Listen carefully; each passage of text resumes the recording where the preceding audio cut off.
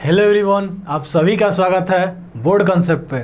आज के इस वीडियो में हम लोग बात करने वाले हैं आपके बोर्ड एग्जाम में पूछे जाने वाले बार बार प्रश्न में से एक इम्पॉर्टेंट प्रश्न की। जो प्रश्न आपसे बोर्ड एग्जाम में कुछ इस तरह पूछा जाता है कि प्रकाश का अपवर्तन क्या होता है और इसके नियम की व्याख्या कीजिए या इसके उदाहरण को लिखिए। ठीक, प्रकाश का अपवर्तन किसे कहा जाता है, इसके उदाहरण लिखिए या इसके कौन कौन से दो नियम हैं उनको लिखिए। और यह प्रश्न क्लास 10th और 12th दोनों में आता है, मतलब 10th और 12th के, क्योंकि 10th में भी हमारे पास प्रकाश चैप्टर है और उसमें प्रकाश का अपवर्तन है, और 12th में भी हमारा प्रकाश की है तो वहाँ भी पूछा जाता है।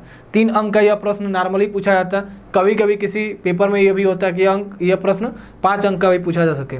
चलिए तो आइए हम लोग देखते हैं सबसे पहले कि प्रकाश का अपवर्तन क्या होता है, फिर हम बात करेंगे कि प्रकाश के अपवर्तन का नियम क्या होता है, फिर हम बात करेंगे कि इसके उदाहरण क्या होते हैं। जैसे तारों का चमकना होता है, चाहे आप देखेंगे किसी पानी में हम जब क्या करते हैं, पेंसिल उंसिल को रखते हैं तो पानी के अंदर जब पेंसिल मर जाता है तो पेंसिल मुड़ा हुआ दिखाई देता है। तो ऐसा क्यों होता है? तो वो प्रकाश के अपवर्तन कारण होता है। तो सबसे पहले हम बात करें कि प्रकाश का अपवर्तन ही क्या होता है या प्रकाश का अपवर्तन किसे कहा जाता है। तो सिंपल आप लोग इसकी डिफिनेशन बता सकते हैं कि जब प्रकाश एक माध्यम से दूसरे माध्यम में प्रवेश करता है। अब बात करेंगे सर ये माध्यम क्या बोल रहे हैं। माध्यम का मतलब ये बोल सकते हैं, माध्यम का मतलब आप इतना समझ सकते हैं कि जो आपका माध्यम होता है ये 2 टाइप का होता है। एक आपका डेंसर मीडियम होता है और एक आपका रेयर मीडियम होता है। एक आपका डेंसर और एक का होता है रेयर। एक विरल माध्यम होता है और एक सघन माध्यम होता है। विरल माध्यम का मतलब इसमें जो कण होते हैं ये क्या होते हैं, एक दूसरे से दूर दूर होते हैं। विरल माध्यम के जो कण होते हैं एक दूसरे से दूर दूर होते हैं, जैसे आपका वायु हो गया। सघन माध्यम में जैसे आपका पानी हो जाएगा, क्या हो जाएगा बाबू, पानी हो जाएगा। तो इसके जो कण होते हैं सघन माध्यम के पास पास होते हैं। तो जब प्रकाश की किरण एक माध्यम से दूसरे माध्यम में प्रवेश करती है तो यह अपने मार्ग से विचलित हो जाती है, तो यह अपने मार्ग से भटक जाती है, विचलित हो जाती है। प्रकाश के इस घटना को ही प्रकाश का अपवर्तन कहा जाता है। मेरे कहने का मतलब यह है कि मान लीजिए कि आपके पास ऊपर ये कौन सा मीडियम है, ये आपका विरल माध्यम है, ठीक, ये आपका रेयर मीडियम है, और नीचे आपका सघन माध्यम है, ये आपका डेंसर मीडियम है, ठीक। और प्रकाश की किरण मान लीजिए कि इसका हम एक अभिलंब खींच देते हैं, ठीक। अब प्रकाश की जो किरण है भाई, जो प्रकाश की किरण है कुछ यहाँ से ऐसी आ रही है, कुछ प्रकाश की जो किरण है यहाँ से ऐसे आई, ठीक, यहाँ से ऐसे यहाँ पे आई है, और यहाँ से इसको ऐसे सीधे चला जाना चाहिए, इसको सीधे ऐसे चले जाने चाहिए।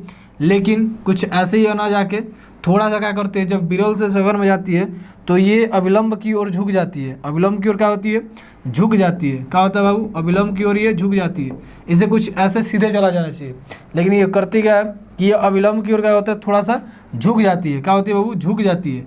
तो झुक जाती है तो आप देखें कि इसको जाना चाहिए कहीं और, लेकिन ये गई कहीं और। तो प्रकाश की इस घटना को हम क्या बोलते हैं, प्रकाश का अपवर्तन। प्रकाश की इस घटना को क्या बोलते हैं हम लोग, प्रकाश का अपवर्तन। क्या बोला गया, जब प्रकाश की किरण एक माध्यम से दूसरे माध्यम में प्रवेश करती है। ऊपर आपका क्या है, विरल। विरल का मतलब मान लीजिए कि आपका जो ऊपर वाला माध्यम है ये आपका एयर है, ये आपका क्या है भाई, ये आपका जो है वायु है, ठीक, ये क्या आपका वायु है। और नीचे वाला क्या है आपका, नीचे वाला मान लीजिए कि आपका जल है, मतलब ये सघन माध्यम है। कौन सा माध्यम है बाबू, सघन माध्यम है। तो जब आपके पास विरल माध्यम से सघन माध्यम में जाएगी तो ये अपने मार्ग से विचलित हो जाएगी। प्रकाश के इस घटना को हम क्या बोलेंगे, प्रकाश की इस घटना को हम बोलेंगे प्रकाश का अपवर्तन। चलिए इसका डिफिनेशन फटाफट हम लोग लिख भी देते हैं कि क्या होता है। तो यहाँ पे 1 लाइन की परिभाषा होगी, इसके लिख लीजिए, और बोर्ड एग्जाम में इतना लिख देंगे तो आपको 3 अंक मिल जाएंगे। इसकी परिभाषा और इसके नियम अभी हम बताएंगे, उसको लिख देंगे तब आपको 3 अंक मिल जाएंगे। तो क्या बताया गया, जब प्रकाश की किरण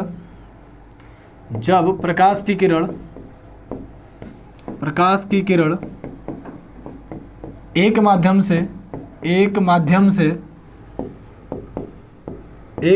से दूसरे माध्यम में प्रवेश करती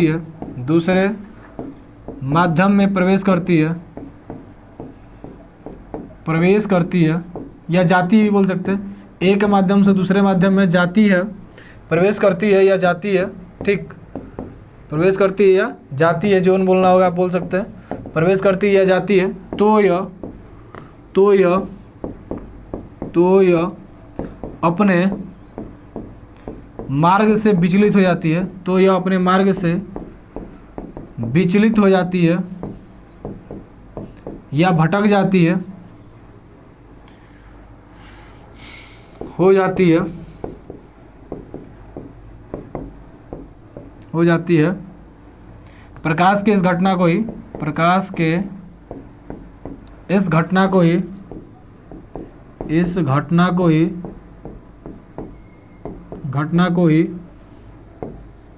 प्रकाश का अपवर्तन कहा जाता है। प्रकाश का अपवर्तन कहा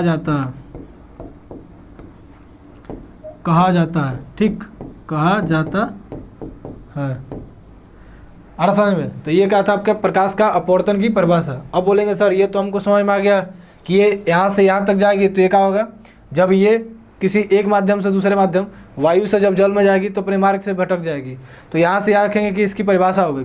अब यहाँ पे दो कंडीशन होती हैं कि जब ये किसी विरल माध्यम से सघन में जाती हैं तो ये क्या होती है, विलंब की ओर झुक जाती है, और जब ये सघन से विरल में जाती हैं तो क्या होता है, ये अविलंब से दूर हटती हैं, जिसके वजह से यहाँ पे क्रांतिक कोण बनता है, और जिसके वजह से यहाँ पे पूर्ण आंतरिक परिवर्तन की प्रक्रिया होती है, पूर्ण आंतरिक परिवर्तन जिसे कहा जाता है, ठीक। तो पूर्ण आंतरिक परिवर्तन के लिए जब ये सघन से विरल में जाएगी तब वो प्रक्रिया होगी। तो अगले वीडियो में हम लोग डिस्कस करेंगे कि क्रांतिक कोण क्या होता है, पूर्ण आंतरिक परिवर्तन क्या होता है, जो आपके बोर्ड एग्जाम में बार बार पूछा जाता है। उसी में एक इंपॉर्टेंट टॉपिक आता है प्रकाशिक तंतु, वो भी आपसे एग्जाम में पूछा जाता है। अब आगे हम लोग बात करते हैं इसके नियम की, कि प्रकाश के अपवर्तन की क्या नियम थे या किसे कौन कौन से नियम थे।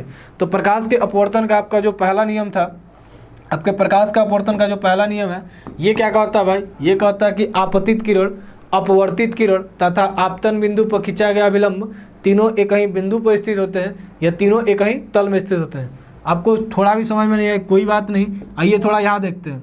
ये मान लीजिए कि आपका आपतन रेखा क्या है भाई, ये आपका आपतन रेखा है, और इस पर हम खींच दिए एक अभिलंब। क्या खींच दिए भाई, इस पर हम खींच दिए एक अभिलंब।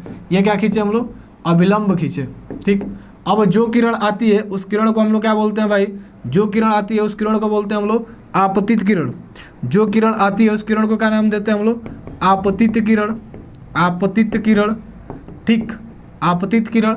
और यहाँ से हम बोले कि आप भाई ये वाला माध्यम क्या है हमारा, विरल है, और नीचे वाला माध्यम आपका सघन है। तो प्रकाश की किरण जब यहाँ से यहाँ तक आएगी तो इसको जाना चाहिए कहीं और, इसको जाना चाहिए, ये सीधे चले जाना चाहिए इसको, लेकिन ये सीधे ना जाके क्या करेगी भाई, ये सीधे ना जाके क्या करेगी, अपने मार्ग से विचलित हो जाएगी।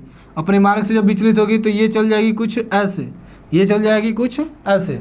तो आप देखेंगे कि ये अपने मार्ग से विचलित हुई, तो जब अपने मार्ग से विचलित हुई तब आप देखेंगे कुछ यहाँ पे चीज़ें हुई। तो विचलित जो कोण हुई या अपने मार्ग से विचलित मतलब अपवर्तित हो गई, अपवर्तित हो गई। तो इस किरण का हम क्या नाम देते हैं, जो विचलित हो जाती है उस किरण का क्या नाम देते हैं, तो इस किरण का नाम होता है अपवर्तित किरण। क्या नाम होता है बाबू, इस किरण का नाम होता है अपवर्तित किरण, अपवर्तित किरण, ठीक।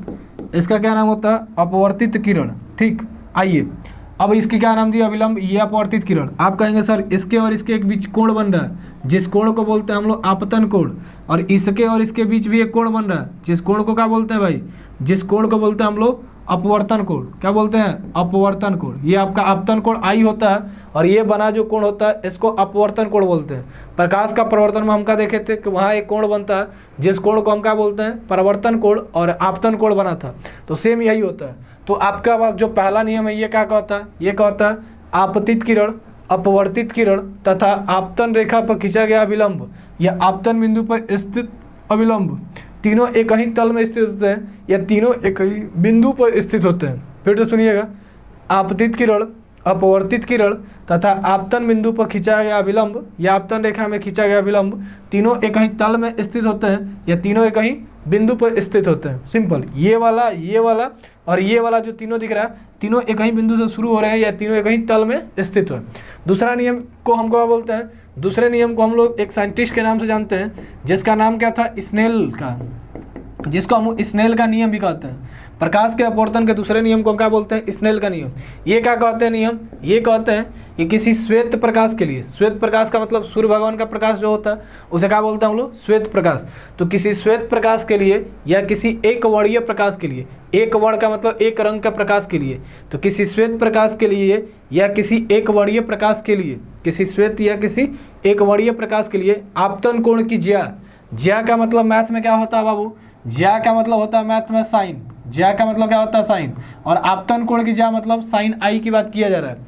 तो क्या बोला गया, किसी श्वेत प्रकाश के लिए या किसी एक वर्णीय प्रकाश के लिए आपतन कोण की ज्या तथा अपवर्तन कोण की ज्या का जो अनुपात होता है वो नियतांक होता है या नियतांक के बराबर होता है। क्या बोला गया?